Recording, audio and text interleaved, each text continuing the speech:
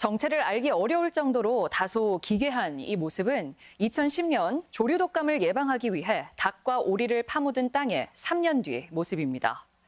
이후 살처분 문제가 논란이 되자 정보 공개를 강화하면서 이제 잘 알려지지 않는, 하지만 어딘가엔 존재하고 있을 살처분 매몰지의 현실인데요.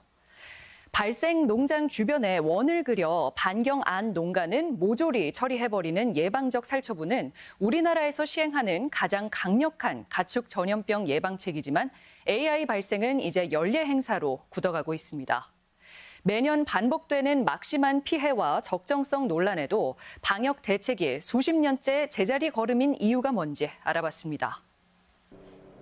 익산의 한 산란계 농장.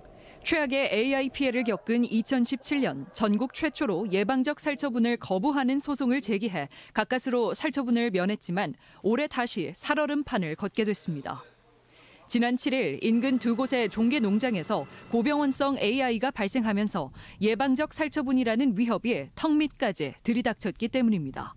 언제 살처분 명령이 내려질지 모르잖아요. 이 상황이 미쳐버리는 거죠. 17년에 그때 그 악몽이 다시 또 살아나고 지금 잠도 못 자겠고. 올 겨울 어김없이 발생한 AI는 추세가 심상치 않습니다. 지난 4일 전남 고흥에 이어 사흘 만에 익산 두 곳까지 벌써 10만 마리 넘는 가금류가 살처분됐습니다. 지난 10년으로 기간을 확대하면 무려 1억 마리 넘는 닭과 오리.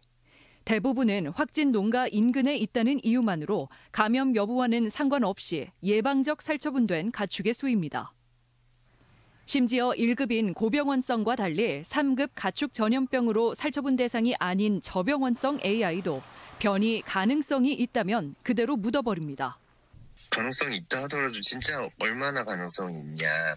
고병원성 된다 하더라도 그때 가서 살처분을 하든 그래도 상관은 없는 건데 일중 전염병이 아니거든요, 저병원성은.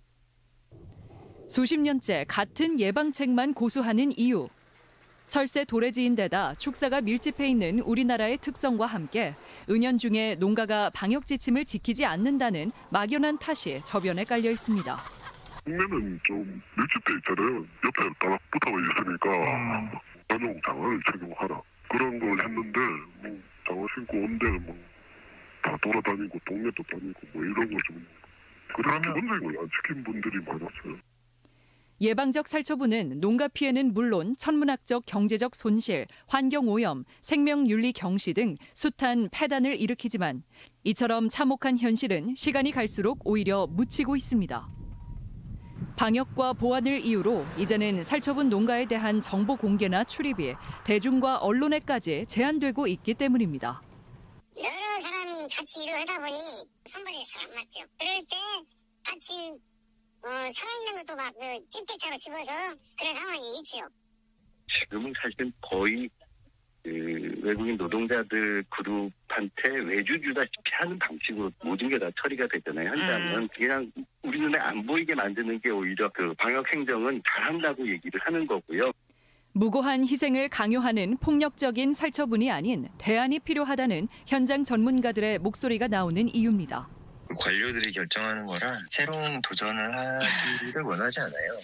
이 살처분이라는 방법이 사실은 300년이 더 된 방법이거든요. 지금은 그것만이 방법이 아니기 때문에 땜질식 원그리기 방역에 머물러 있는 한 파괴적 살처분과 그로 인한 폐해의 굴레를 벗어나기 어려워 보입니다.